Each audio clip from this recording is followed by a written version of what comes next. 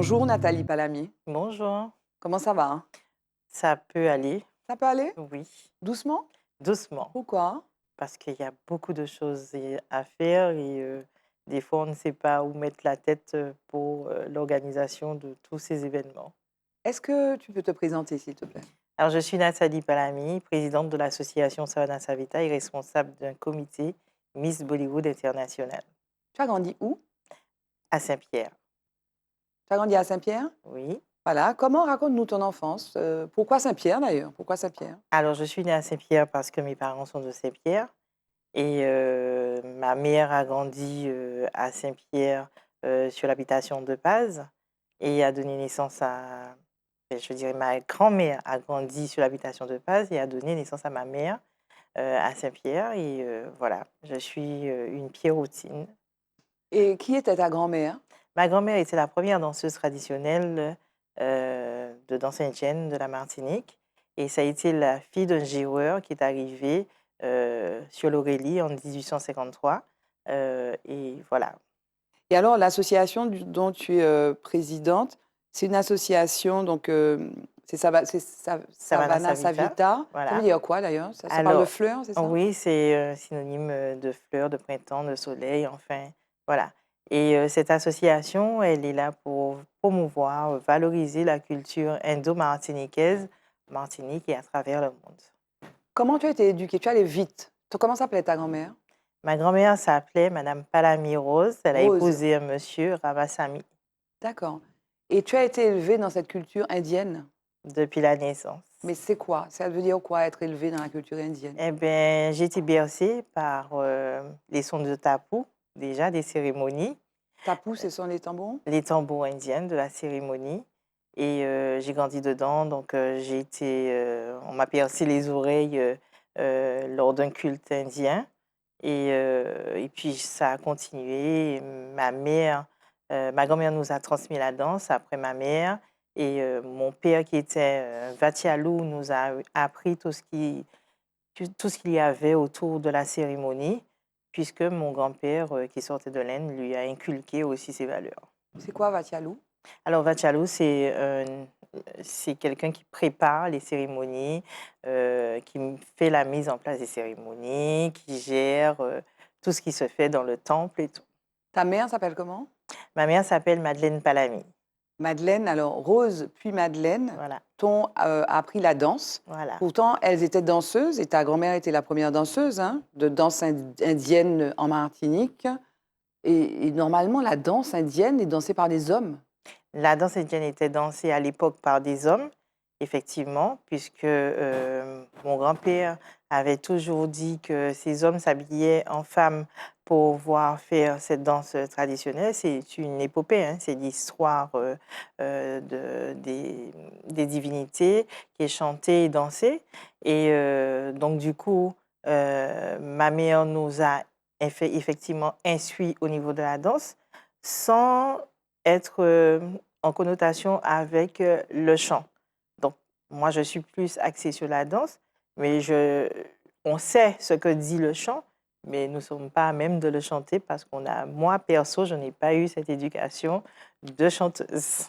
D'accord, c'est parce que tu ne sais pas chanter ou tu veux pas chanter? Eh beh, c'est-à-dire que je préfère m'arrêter à la danse. Je D'accord, me dis que chaque personne a une vocation d'accord. et la mienne, c'est la danse. Dans quelle langue ces chants, Le tamoul, le tamoul? Tu voilà. sais parler tamoul? Beh, je comprends, je dis quelques mots, mais je ne pourrais pas m'exprimer, faire une phrase continue en tamoul, parce que je n'ai pas cherché non plus à l'apprendre. Au-delà de la danse et des chants, de ces instruments que tu connais et puis de la langue aussi que tu arrives à comprendre, heu, c'est quoi la référence? Parce que tu n'es jamais allée en Inde. Non, je suis j Quand on te dit l'Inde, c'est quelque chose que tu fantasmes, c'est quoi? Au-delà de la danse, donc de l'expression culturelle, qu'est-ce que ça signifie? Qu'est-ce que ça évoque pour toi?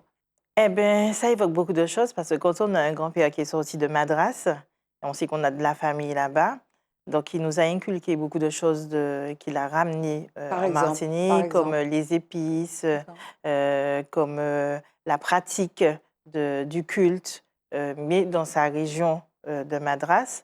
Donc, on a appris ces choses avec lui, comme par exemple, on n'avait pas besoin de montre le matin pour regarder, pour savoir l'heure. Il nous a appris l'heure à partir du soleil. Il y a beaucoup de choses qu'il nous a inculquées, comme certaines plantes médicinaux qui Mhm. nous permettaient effectivement de nous guérir Mhm. de ces maladies. Mhm. Et Ce sont des choses que tu connais, que tu pratiques, que tu oui, continues ce de sont des pratiquer? choses quand même qu'on pratique, qu'on Toi, mais tu le connaît. pratiques vraiment dans ta vie? Oui. Ok. Par exemple, tu utilises des herbes médicinales. Oui, comme par exemple, le Vépélé, il nous disait qu'on pouvait faire des infusions pour le diabète. Le moringa? Le moringa, c'est Oui. très bon pour l'anémie. D'accord. Donc, ces choses simples qu'on utilise malheureusement pas beaucoup ici en Martinique dans la cuisine indienne, Mhm. mais c'est avant tout très bon. D'accord. Et est-ce que toi, tu suis le culte et notamment, c'est Diwali, des moments phares? Alors, je suis le culte, Oui, je suis ce que m'a ramené mon grand-père, mais c'est vrai que maintenant, le culte est tellement varié, il y a tellement de mélanges. c'est vrai? Donc, moi, je m'intéresse pas au mélange. Je veux continuer dans ce que nous a inculqué nos ancêtres Mhm. et je ne dirai pas que ce que les autres font n'est pas bien, Mhm. mais je préfère ne pas me mélanger et continuer la valorisation de ce qu'on m'a appris. C'est quoi alors ce qui est pour toi essentiel? Dis-nous, parce qu'on ne sait pas. Alors pour moi, ce qui est essentiel, comme je dis, bon, ils sont arrivés ici avec un certain nombre de choses, d'apports, comment pratiquer cette religion. Donc, nous, on veut continuer. Comme, par exemple, on sait que, quand il est arrivé, il nous a dit que les couleurs des divinités pour le tissu, c'était du rouge, blanc et bleu.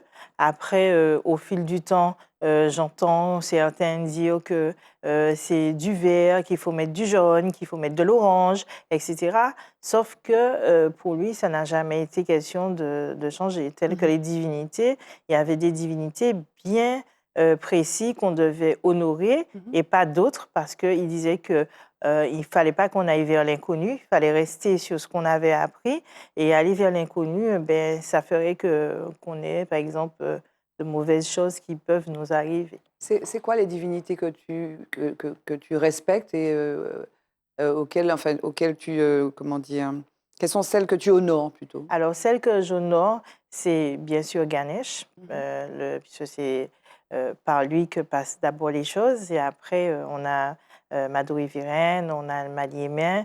Donc, ce sont ces divinités que j'approche le plus. Mhm. Et puis, il y en a d'autres, mais je préfère ne pas aller vers l'inconnu. D'accord. Et alors, le mois de mai, c'est vraiment le mois. Alors, c'est un mois qui est important pour la Martinique parce qu'il y a l'éruption de 1902 à Saint-Pierre, donc le Voilà. 8 mai, mais c'est un mois aussi qui est important pour les Indiens, Oui, puisque tu y as fait allusion tout à l'heure. Le 6 mai 1853, les oui. premiers convois, l'Aurélie est arrivé avec Voilà. les premiers Indiens. Donc, c'était combien d'Indiens? Ils étaient.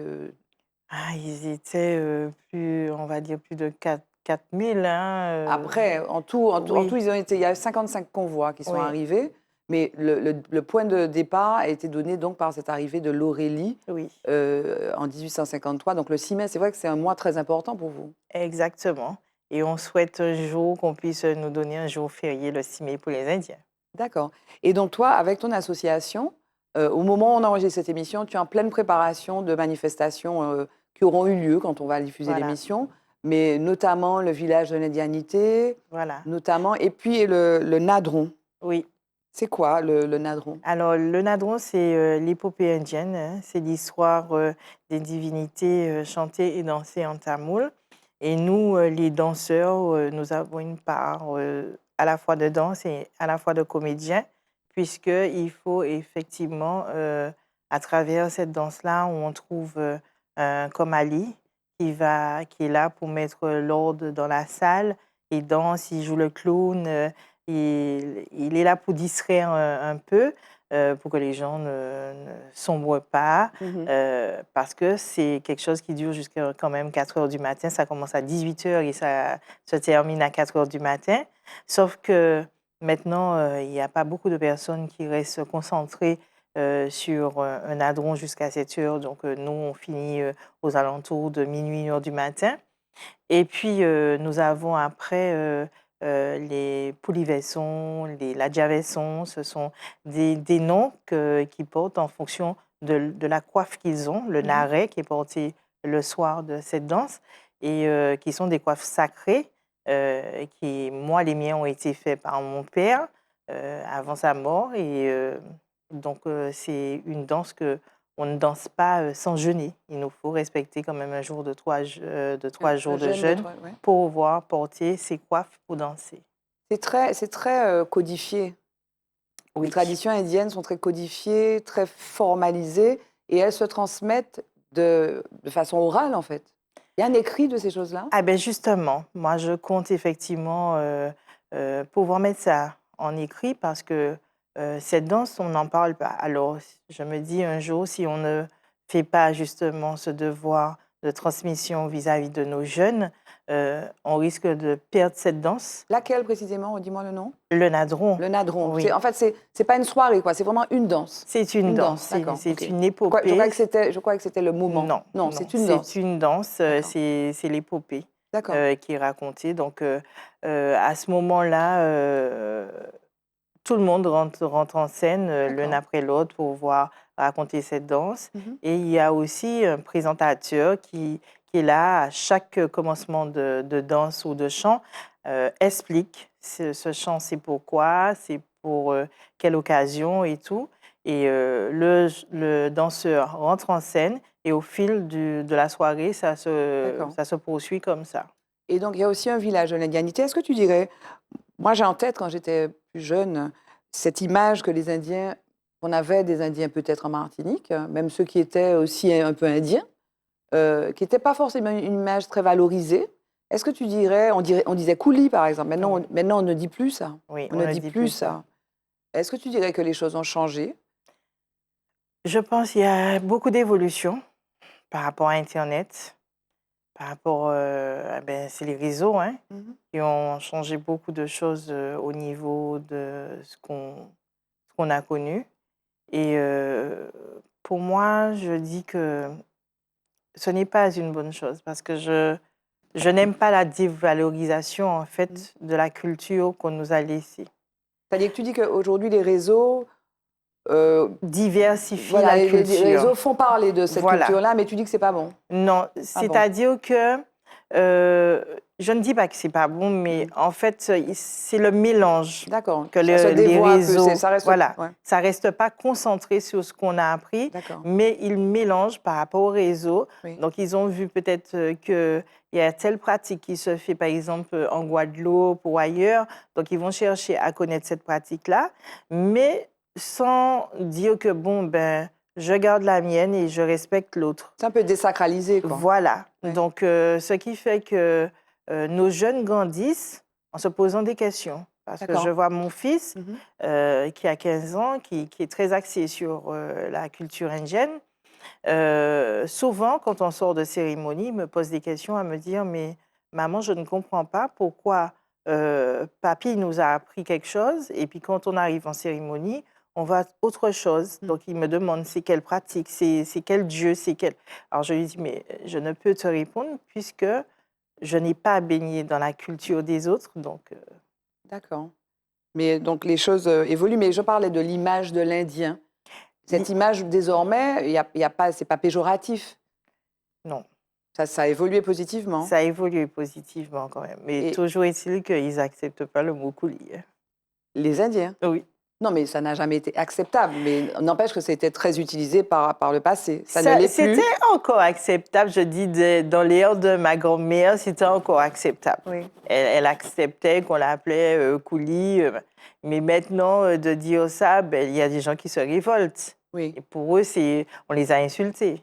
Parce qu'à un moment, c'était aussi une image, il me semble, qui était pas très positive. Non, C'était les Indiens. c'était lié Ouais, à l'esclavage. oui, Donc, oui. Et est-ce qu'aujourd'hui, comment ton identité, c'est quoi? C'est martiniquaise indienne, c'est indo-martiniquaise, c'est martiniquaise avec... Comment tu te définis en tant que... alors, je me définis comme indo-martiniquaise, puisque mon grand-père sort de l'Inde. Donc, je Oui. me définis comme une indo-martiniquaise, puisque il y a quand même l'apport de l'Inde dans la culture. Le mot de la fin, Nathalie, ce serait quoi? Alors, ce serait qu'il serait bien que les jeunes, que nos jeunes puissent connaître et apprendre cette culture, la valoriser et la porter, hein, partout ailleurs.